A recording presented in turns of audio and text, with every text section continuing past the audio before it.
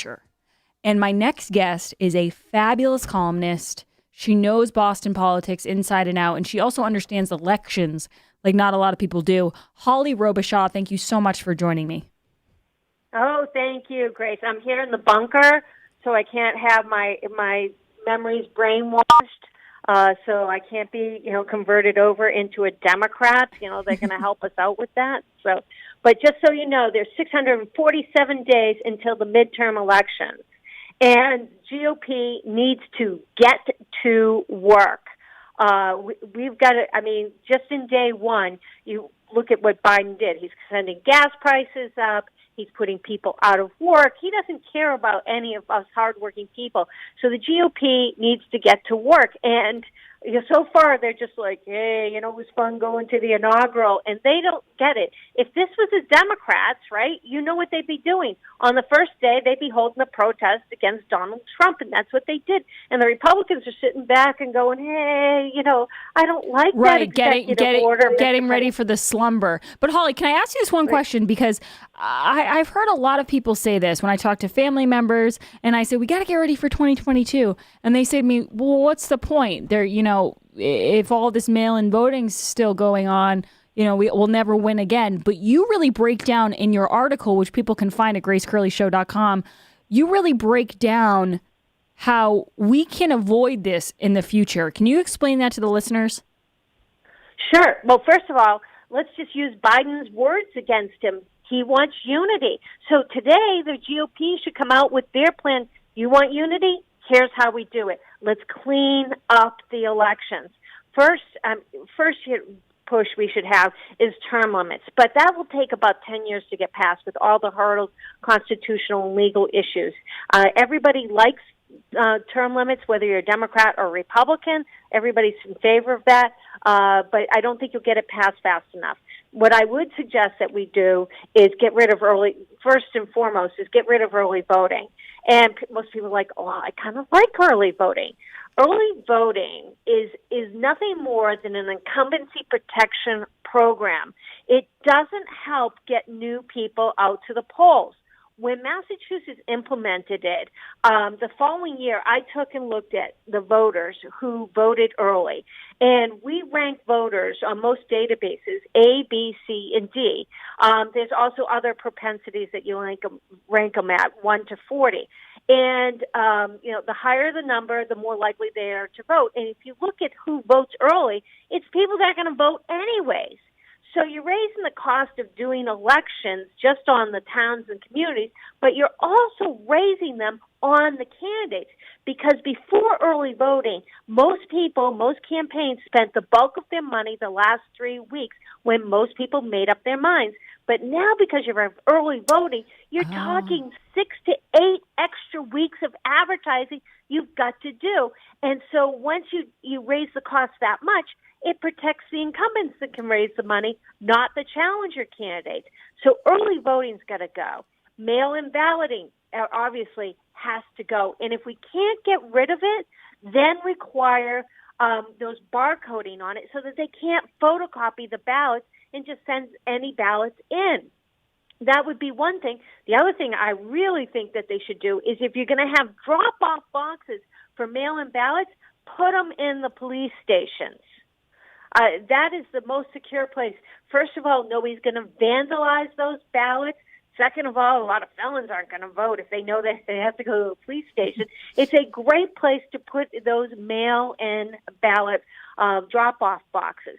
But early voting's got one of those things that's got to go. I also think we got to clean up the campaign financing, such as no more cash donations, where people, supposedly you can't take over $100 in cash, but, hey, somebody shows up with $1,000 in cash, and they'll just put it onto other people's names, saying, "Oh, Grace gave me $100, and Jared gave me $100," and they'll just name all these people that didn't actually give $100 cash, and that's the way they kind of funnel money into these campaigns.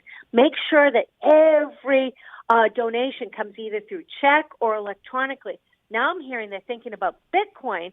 I have a huge problem with Bitcoin because Bitcoin is kind of a foreign company, and we don't know where that money's coming from. So no on Bitcoin being accepted as a political contribution out there. And then I would also increase the penalties for anybody that's lying on their campaign finance reports.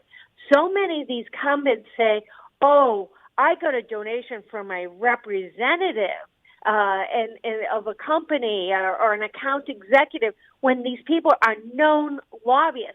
And so they're trying to hide their lobbyist donations. And then obviously we want to get rid of same-day voting registration, because that's just, ripe for voter fraud. And then also we need to require voter identification. Here in Massachusetts, we've got to make sure that we've got to move the primary back from September to maybe August or July, when most states are doing it. The primary so late in the state of Massachusetts, you only have 6 weeks to raise the money for the general election after you get through the primary, and then you only have 6 weeks to make the case, and that's even cut in half because early voting starts in mid-October. So basically, you got 3 weeks to get up and running to defeat these incumbent Democrats. And so we've got to level the playing field. And so if I was head of Kevin McCarthy, I would be today saying, all right, Mr. President, you want unity? Here's our plan. Let's unify about cleaning up the elections and making it a fair election. Now, Holly, what would you say to someone who's, either a mom or someone who works a 9 to 5, who's sitting and they're listening to us right now and they're saying to themselves, well, what can I do to encourage the GOP, or what can I do to help make sure that, this stuff actually can get done? Is there anything that regular citizens can do to encourage either their congresspeople or their senators to actually act on this stuff? Well, what people should do, especially here in the state of Massachusetts, is join their local Republican town committees and get involved because they know of all the activities that are going on. And that's where most candidates, once they decide to run, they go to the Republican town committees and they need the help. So that is a great place to get involved. But they also should consider, how about sitting down and writing a letter to the editor and start fighting back? So many people are like, oh, I don't want to get beat up. But if you stay silent, then nobody listens. Nobody's hearing you. We've got to get out there, and we've got to be far more aggressive. If you've watched my Facebook lately, I think I've pretty much let everybody know how much I hate Biden out there, and I've been bashing it.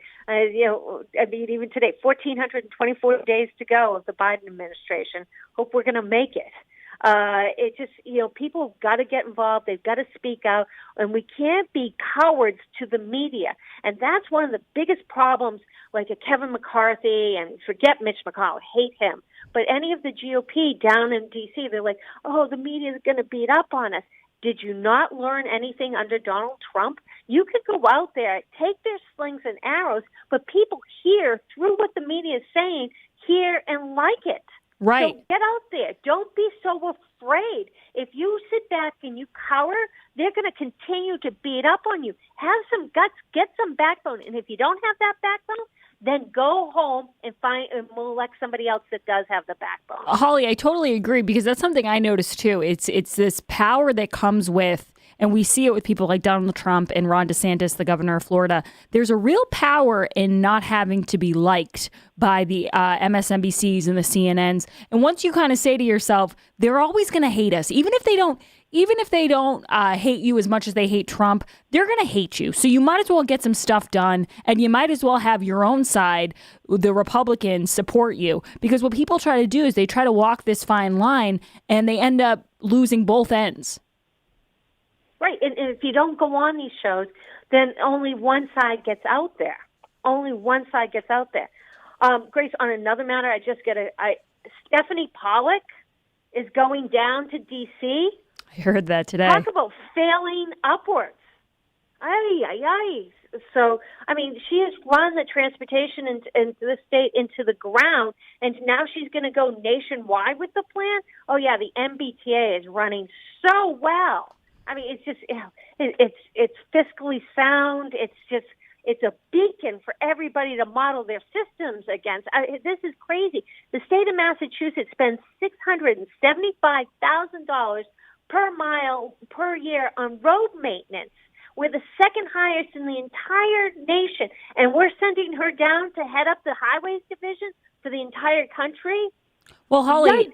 Governor Talk about gas tax coming down the line. Governor Charlie Baker said it's incredibly bittersweet that she's leaving us in Massachusetts and heading to D.C. Good for the state, bad for the country. Exactly. Guys, I'm talking to Holly Robichaud. Holly, thank you so much for joining us. I hope you'll come back. Everyone should check out Holly's article. She really does break it down, which is great because if you're like me and you get frustrated with things, but you like to know, not necessarily the silver lining, but where do we go from here? We can't lay down and cry in our soup and be sad about things. We have to organize and we have to win in 2022. And Holly breaks it all down. Go to gracecurleyshow.com. It's called Fairness for All Elections. It's a great piece. A lot of people are reading it right now. Make sure you check that out. Sticking to your New Year's resolution is a matter of making one right decision at a time. And sometimes it feels like it's going to be really easy and you're going to switch over and you're going to be a totally new person in the new year.